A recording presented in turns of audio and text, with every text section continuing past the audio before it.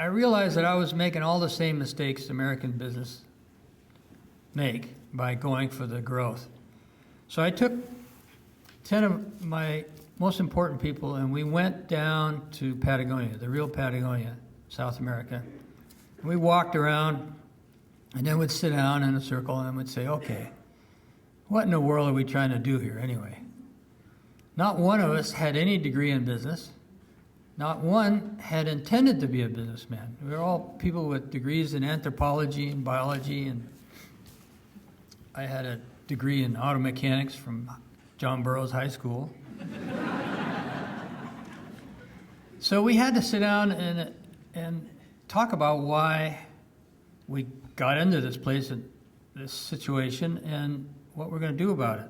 So we sat down and said, okay, what are our values? And number one was quality, because we're coming from making the best quality climbing equipment in the world, and we wanted to make the best quality clothing.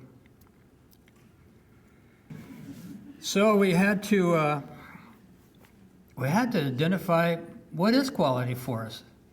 There were no books on what quality is in clothing.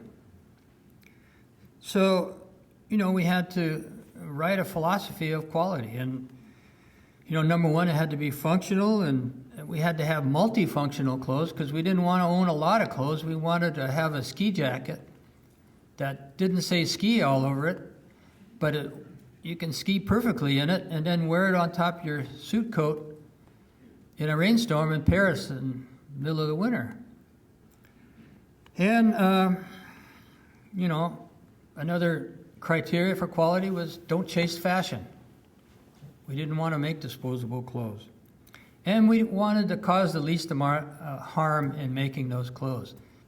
One other value, besides making the best quality product, is we wanted to have flex time. So we wanted to be able to take off on, 3-month expeditions somewhere, not lose our job. And, I wrote a book on our business philosophy. It's called Let My People Go Surfing. Because we have a company policy that we don't care when you work, as long as the work is done. So if you're a serious surfer or powder skier or whatever, you don't go surfing. You don't go like, hey, let's go surfing next Thursday at 2 o'clock. That's what losers say. You go surfing when there's surf. You go powder skiing when there's powder. And so we wanted to have a job where we would be allowed to do that.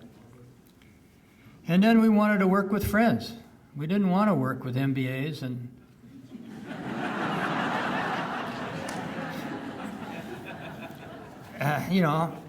and we wanted to break the rules of business. I mean, there's a lot of fun in breaking the rules. And we didn't want to do it the way everybody did. And we wanted to blur the distinction between work and play and family. So we wanted to have our kids with us at work. We didn't want to just leave them at home. I got 70-something% kids. And so, we were bringing our kids in and putting them on our desk in a cardboard box. That was just part of the deal. I had a lot of employees that are barefooted at work all the time. Who cares? All I care is that the work is done.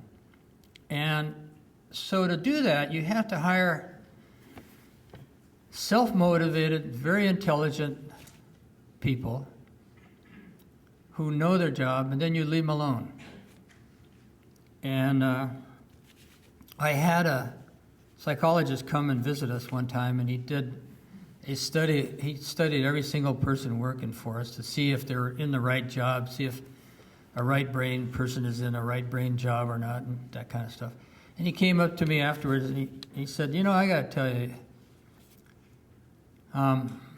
you've got the most independent people I've ever seen working here. They're so independent that they're unemployable anywhere else.